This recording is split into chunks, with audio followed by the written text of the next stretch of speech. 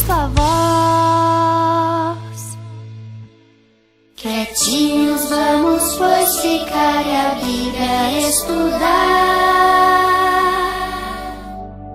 E aprender a Jesus amar. E aprender a Jesus amar.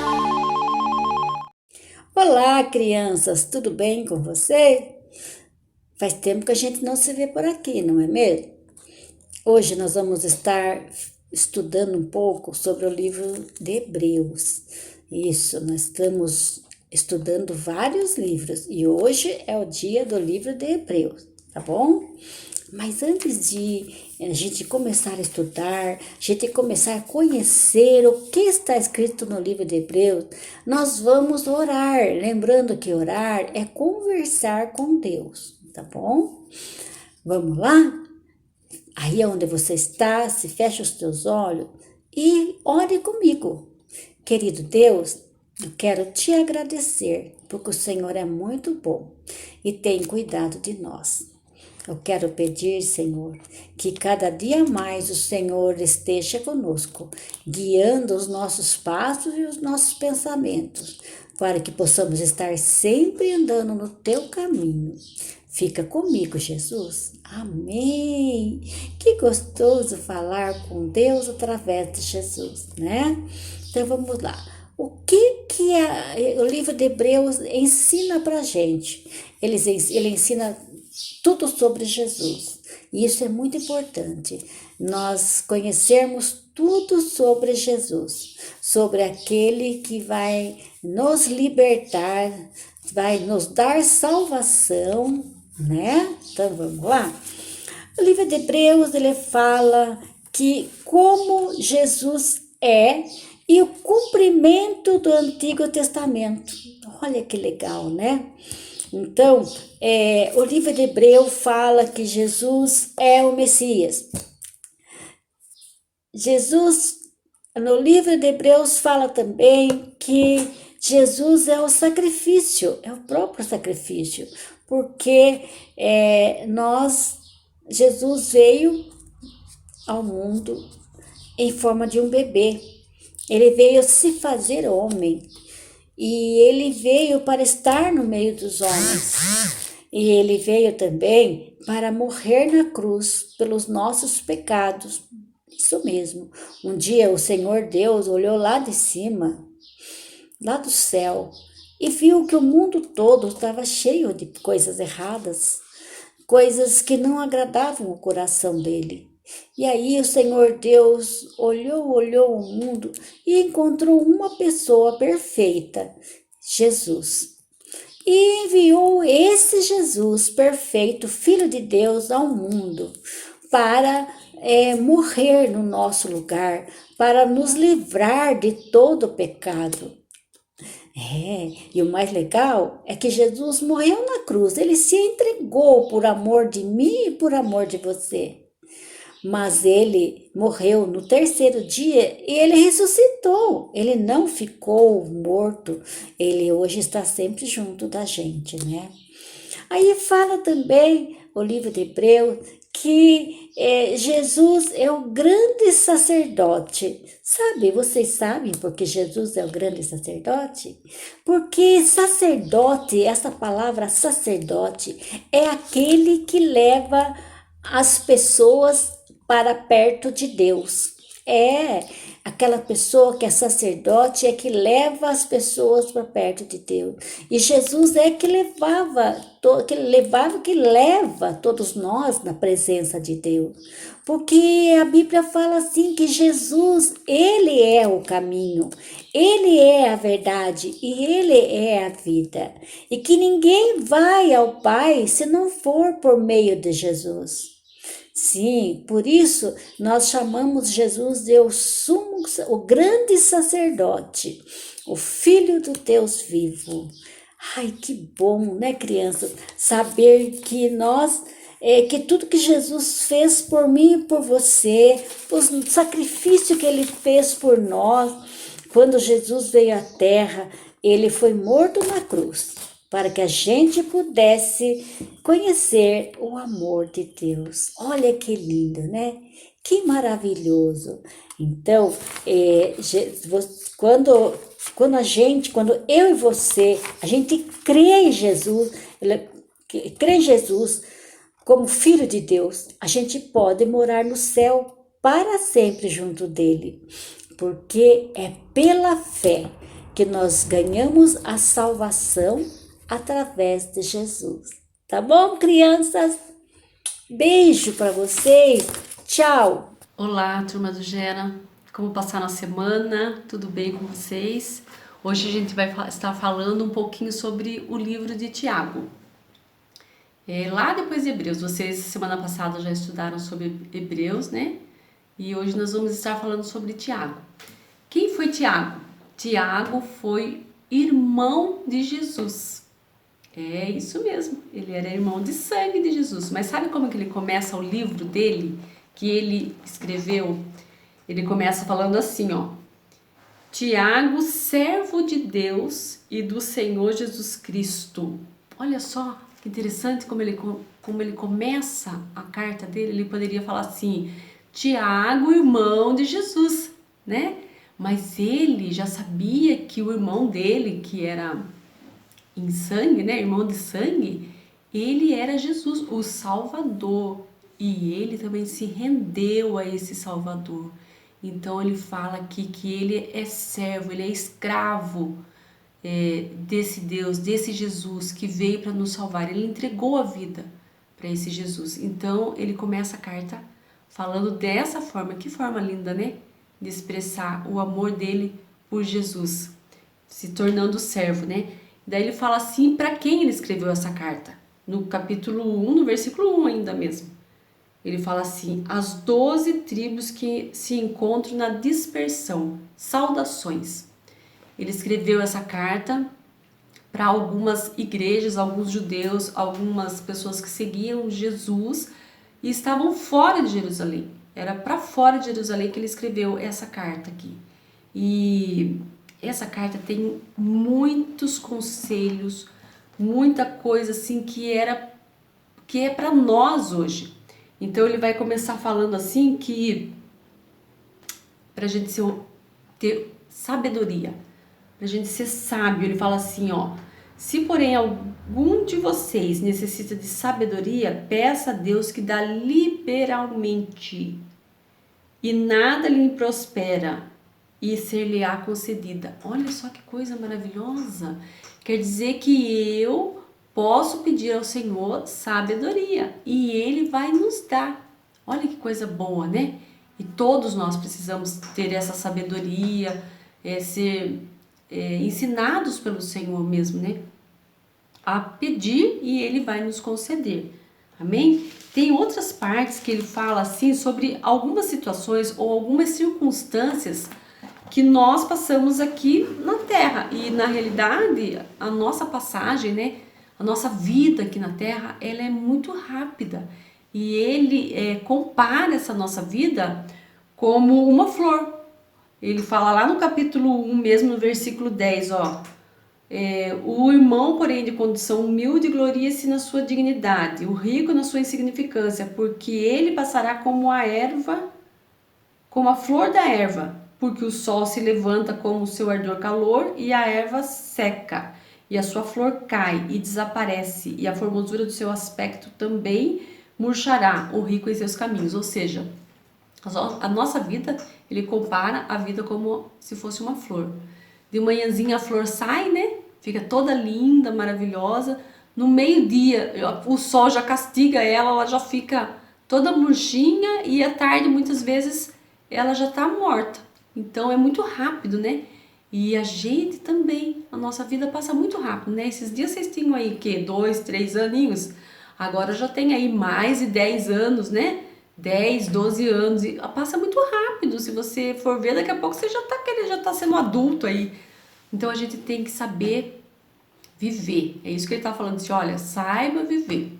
E uma das coisas que ele fala aqui no livro dele é sobre acepção de pessoas, que a gente não deve fazer acepção de pessoas. E daí ele dá o exemplo aqui, que se alguém der uma festa e for aquela pessoa toda chique, toda, né, produzida, toda rica, e também na mesma festa for aquela pessoa mais pobre, mais humilde, que vai com uma roupinha diferente. E se ele der um maior valor para aquele que é mais rico e deixar aquele amiguinho pobre, vamos dizer, de lado, isso é fazer acepção de pessoas. E isso é muito desagradável e Deus fica muito triste de a gente fazer isso. Deus quer que a gente trate todos igualmente, porque Deus nos trata iguais, né? Todos nós somos filhos do Senhor e o Senhor nos trata totalmente de igual para igual. Então, fazer acepção de pessoas, Tiago falou assim, ó, não pode, não faça isso, que isso daí é pecado, vai desagradar o coração do Senhor. Ele fala também sobre fé, uma fé sem obras. O que será que seria uma fé sem obras é morta? Essa é o versículo que ele fala aqui, que a fé sem obras ela é morta. Vamos supor assim, que você vai na casa do seu amigo e você vê que ele tá passando uma necessidade, sei lá, tá faltando cobertor na casa dele, ou tá faltando casaco, ele tá passando frio, e você fala assim, eu vou orar por você e Deus vai esquentar você, vai aquecer você, né? Você vai ter aí, vai cair do céu aí um cobertor aí, né? Mais ou menos isso. E vai embora para sua casa e deixa ele passando frio lá e você tá com o seu cobertor quentinho na sua casa. É mais ou menos isso. O que adiantou você falar para ele que você tem fé que Jesus vai dar um cobertor para ele, sendo que você não teve uma ação? Ou, por exemplo, assim, se você for na casa da pessoa, a pessoa está sem mantimento, você vê que está passando, né, necessidade, poderia ter mais coisas ali, você vai falar assim, eu tenho fé que Jesus vai arrumar uma comida aí para você. Realmente, Deus não vai deixar ele morrer de fome, Deus vai usar outras pessoas para fazer isso, mas muitas vezes ele quer usar você, porque essa sua fé não quer dizer nada se você não tiver ação. Você tem que exercitar a fé através ou demonstrar a sua fé através de uma ação. Se você for lá na casa do seu colega e falar, olha, aqui eu trouxe um mantimento, trouxe um casaco para você, eu tenho fé que tudo isso vai passar o seu frio, o Senhor Jesus vai dar um bom emprego para sua mãe, então, vai estar suprindo, você vai estar suprindo aquela pessoa naquele momento. Então, isso é ter fé. Eu tenho fé que realmente essa comida vai fazer bem para ele. Então, a fé é mais ou menos isso. Fé, ela tem que ter obras, ou seja, ela tem que ter o que ele fala aqui, que a fé sem obras é morta, né? Então, a nossa fé tem que ser viva.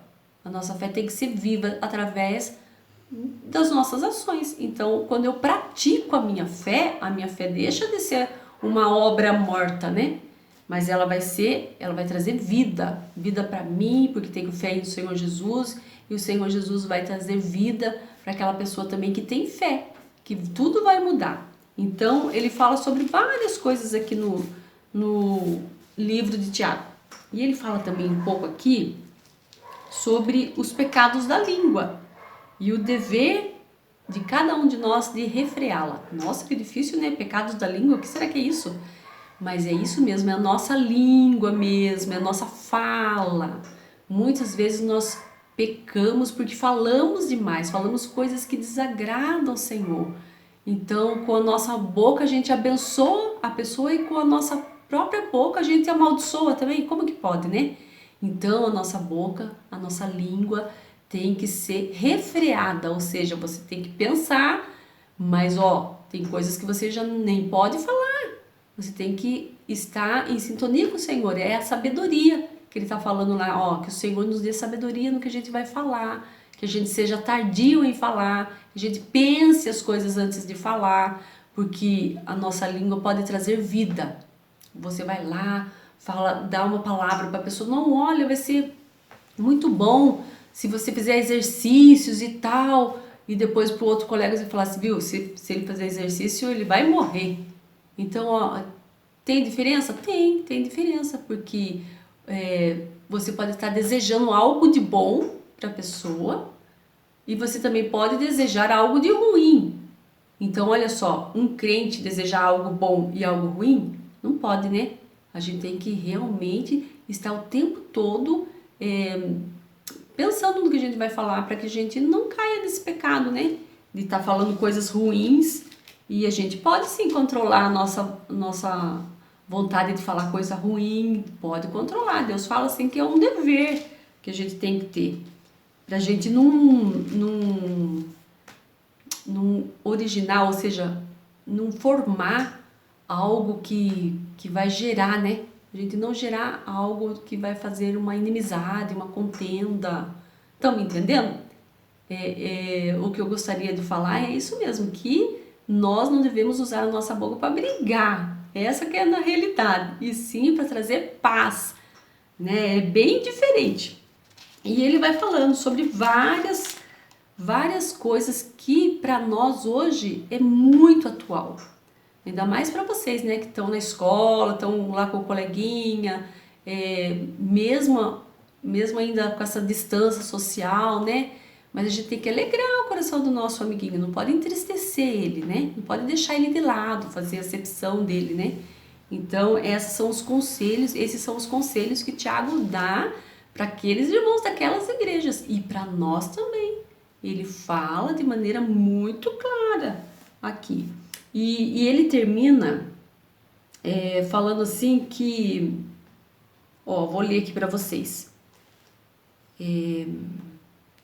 O capítulo 5, versículo 12.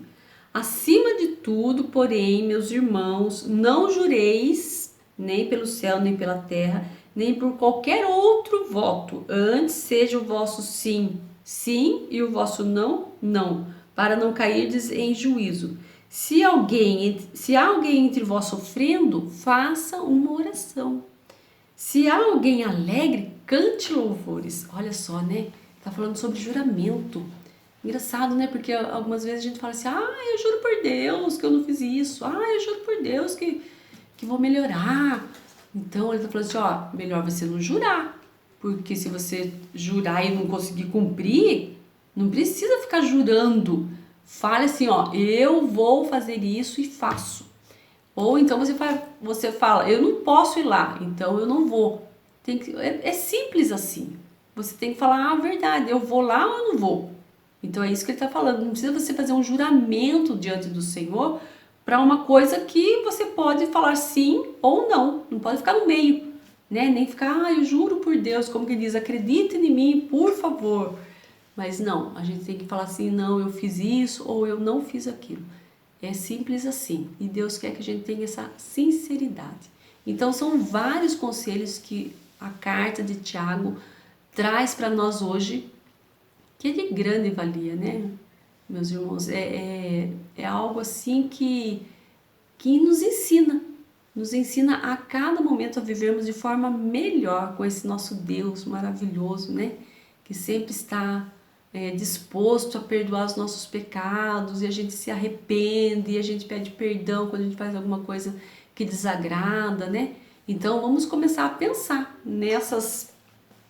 em tudo que ele falou aqui pra gente hoje. Vamos começar a pensar, a repensar durante a semana aí, né? Veja quem você pode ajudar, como que você pode exercitar a sua fé para que não seja uma obra morta, né? Exercite a sua fé fazendo coisas que agradem, né, as pessoas, tendo uma ação. Na realidade é isso, é fazendo uma ação. Faça alguma coisa boa para você também falar que realmente tem essa fé que não é morta. Amém, irmãos? Então, logo mais nós vamos estar também na igreja já, né, no nosso espaço, né, que tá todo lindo, maravilhoso lá, e a gente vai estar com vocês lá, falando mais e mais da palavra do Senhor. E convide seus amigos, convide seus parentes para estar junto lá com a gente, aprendendo da palavra do Senhor. Amém? Fiquem com Deus e tenham uma excelente semana. Uma ótima semana para todos vocês. Um grande beijo.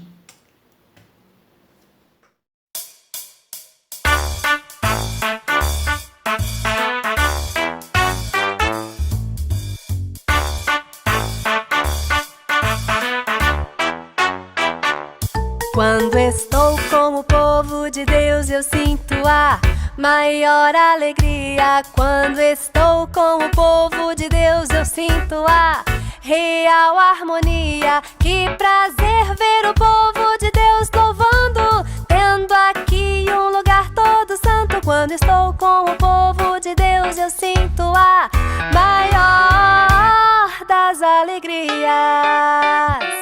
Quando estou com o povo de Deus, eu sinto a maior alegria. Quando estou com o povo de Deus, eu sinto a real harmonia. Que prazer ver o povo de Deus louvando, tendo aqui um lugar todo santo. Quando estou com o povo de Deus, eu sinto a maior das alegrias.